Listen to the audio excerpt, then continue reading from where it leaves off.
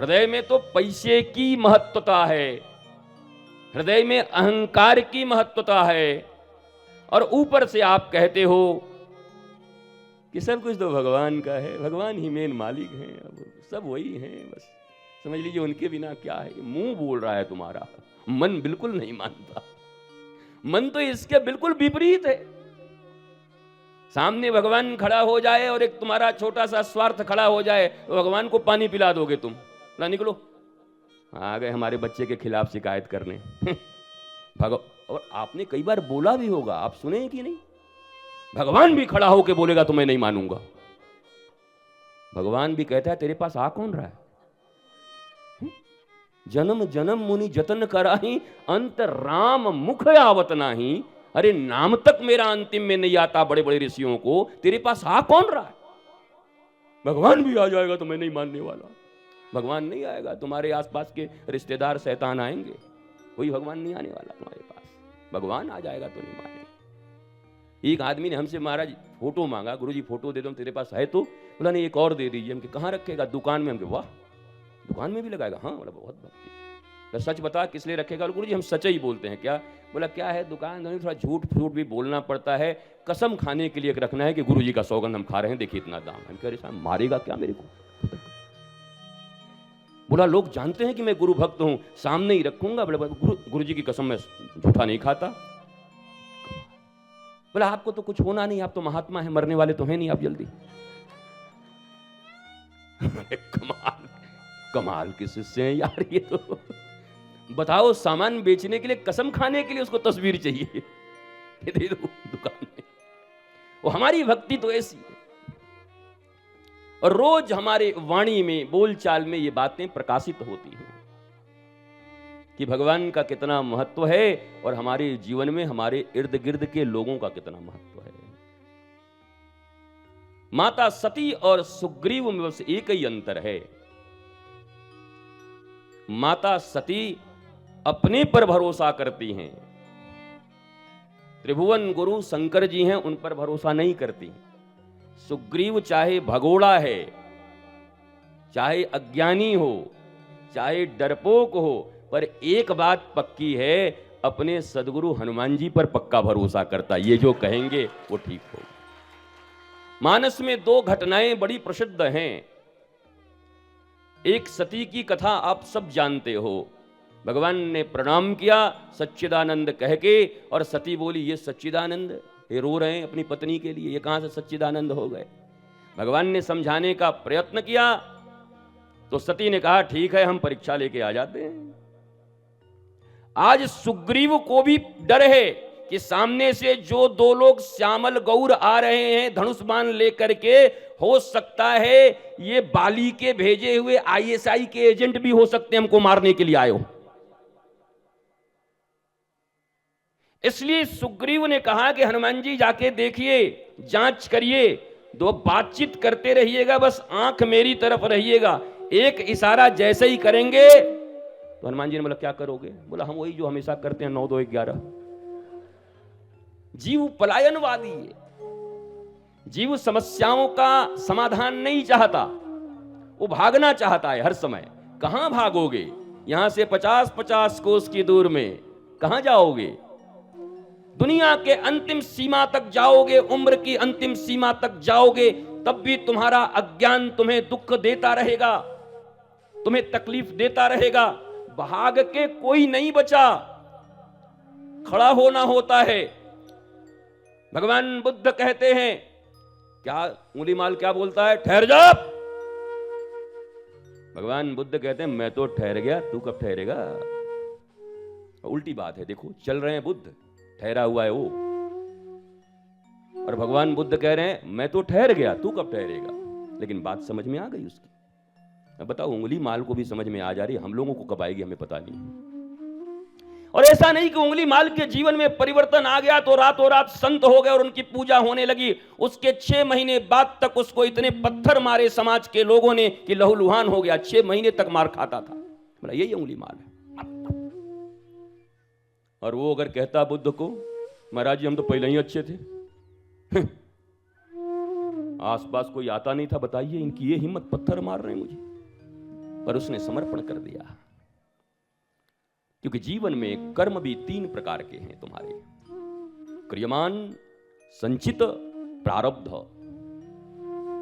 क्रियमान जो अभी वर्तमान में तुम कर्म कर रहे हो, संचित वो हैं जो जन्मों जन्म के कर्म संचय करके रखे गए हैं, तुम्हें पता नहीं है, जन्मों के हैं, फाइल खुली नहीं है। और प्रारब्ध उसको कहते हैं कि इस जन्म में, वर्तमान समय में तुम्हारे कर्मों के जो पिटारा खुले हुए हैं, उनका परिणाम तो भोग रहे हो, उसको प्रारब्ध कहते हैं। आदमी कहता है हम इतना अच्छा करने के बाद भी मेरे साथ बुरा क्यों हो रहा है? तुम्हारे एक जन्म थोड़ी है, प्रारब्ध कहां जाएगा? संचित कहां जाएंगे? बैंक में 5,000 रुपया जमा करके तो पासबुक लेकर के खड़े हो जाते हो, जाकर के जल्दी 5,000 दो, 5 साल के बाद भी हमारा 5,000 जमा है। अच्छा, 5,000 भूल नहीं रहे हो और तुम्हारे द्वारा किए गए कर्म भगवान भूल रहे हैं। श्री कृष्ण गीता में कहते हैं सबके शुभ और अशुभ कर्मों को मैं स्वीकार करता हूं और समयानुसार उसको उसका परिणाम दे देता हूं, चक्रवृद्धि ब्याज और देता हूं। और वहां कोई गड़बड़ी नहीं है, वहां कोई आर्थिक स्थिति खराब नहीं है कि कभी ब्याज रेट घट जाएगा कभी बढ़ जाएगा। ठाकुर जी का दरबार है, ब्याज बढ़ा के ही देते, हर साल इंक्रीमेंट बढ़ती रहती है, इतना करो इतना पाओगे। कहते तीर्थ स्थान में किए गए पुण्य वज्रलेप हो जाते हैं, कोई उनको मिटा नहीं सकता। लेकिन मजे की बात यह है कि तीर्थ स्थान में किए गए पाप भी वज्रलेप हो जाते हैं, उनको भी कोई नहीं मिटा सकता। पाश्विक वृत्तियां हैं, हम स्वयं देख सकते नहीं, और जो देख सकते हैं उन पर हमारी श्रद्धा नहीं, विश्वास नहीं। सुग्रीव जी का जीवन में मंगल इसीलिए हुआ, और सुग्रीव जी के मंगल की क्या बात कहो, राम मिलाए राजपद दीन्हा। मनुष्य जीवन का सर्वश्रेष्ठ उपलब्धि क्या है? परमात्मा का मिलना, राम का मिलना। एक हनुमान जी जैसे सदगुरु अगर जीवन में मिल जाए, बोले राम मिलाए और साथ में राजपद दीन्हा। कितने लोगों का आज मन ठीक हुआ होगा कि अच्छा ये भी होता है, हम तो सोचे कि राम मिलाए सन्यासी बनाए दीन्हा। हाँ, आज कितनों का मन ठीक हुआ होगा। कई लोग अपने पति के बारे में बड़े आशंकित रहते हैं, गुरु जी से जुड़े हुए हैं, कहीं सन्यासी न बनाते। अरे चोर बनना आसान है, धोखेबाज बनना आसान, झूठ बोलने वाला बनना आसान है, सन्यासी तो उंगलियों पर गिने चुने लोग बनते हैं, कहां सन्यासी बन पाएंगे? मत डरा करो कोई, महाराज जी हमारा बेटा साधु न बन जाए, नहीं बनेगा, चोर बनेगा पक्का। काहे इतना डरते हो? गुंडा बनेगा, आवारा बनेगा, अज्ञानी बनेगा, रोएगा नाक पकड़ पकड़ के, काहे इतना घबराते हो कि कहीं साधु न बन जाए? इतना आसान है साधु बन जाए। साधु का अर्थ होता है जो स्वयं को भी सिद्ध कर ले, अपने कार्यों को भी सिद्ध कर ले, और जगत में जो उससे मिलने आए उसका भी कार्य सिद्ध कर दे, उसका नाम साधु है। कहां ऐसे बच्चे हैं तुम्हारे पास भारतवर्ष में? तुम बेकार ही डर रहे हो कि साधु बन जाएगा, महात्मा बन जाएगा। जीवात्मा है, जीवात्मा ही रहेगा। क्षितिजल पावक गगन समीरा, पंच रचित यह अधम शरीरा। कितनी कंट्राडिक्टरी बात है, जरा देखो रामायण में ही। एक तरफ तो कहा जाता है कि मनुष्य का शरीर अति दुर्लभ है, और दूसरी तरफ कहा जाता है अधम है। एक ही रामायण में दो चीज, एक ही भागवत में दो चीज। इसलिए तो कभी शास्त्र पढ़ के भी जीवन में तुम ऊंचा नहीं उठ सकते। पहले अध्याय में कुछ पढ़ोगे, दूसरे में पढ़ लोगे, अरे यहां तो ऐसे लिखा है, वहां वैसे लिखा है।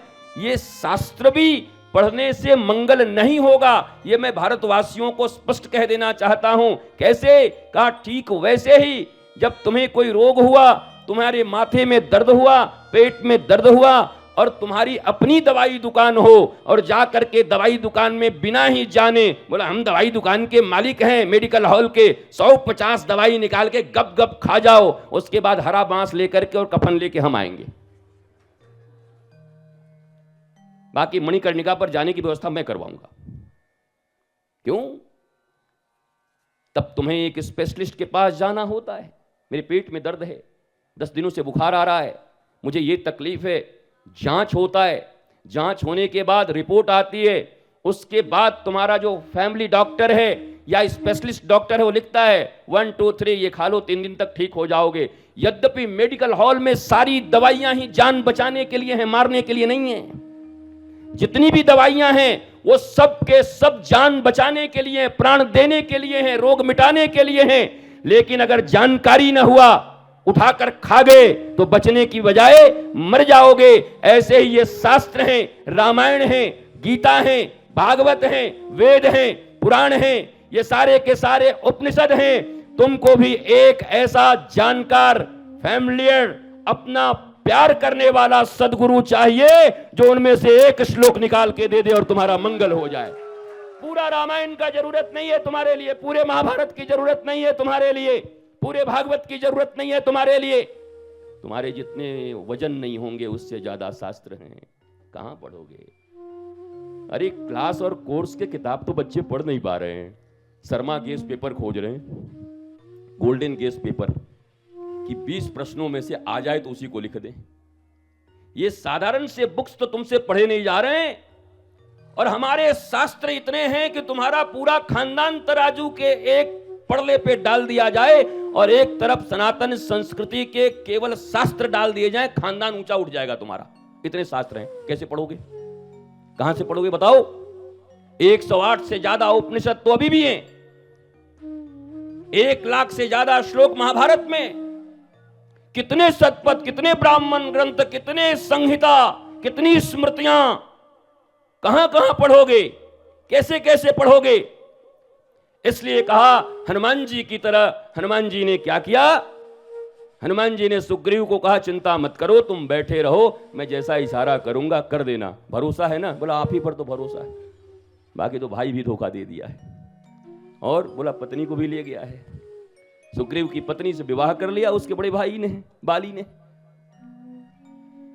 सब लूट लिया। थोड़ी सी मिसअंडरस्टैंडिंग हुई थी, लेकिन मिसअंडरस्टैंड करने का अर्थ ये थोड़ी है कि उसकी पत्नी से विवाह कर लोगे, जबरदस्ती विवाह कर लोगे। वो तो बहाना चाहिए। अर्थात किसी को कुछ लूटना होता है तो बहाने चाहिए होते हैं। मेरे साथ ऐसा हुआ इसलिए ऐसा किया, बाली दुष्ट था इसलिए ऐसा किया, दुर्जन था इसलिए ऐसा किया। लेकिन बाली को जब भगवान राम ने मारा तो क्या कह रहा है बाली? अच्छा सुग्रीव अपना और मैं बैरी, भैया हमसे क्या गलती हो गई? क्या आप क्यों ऐसा भेदभाव किए?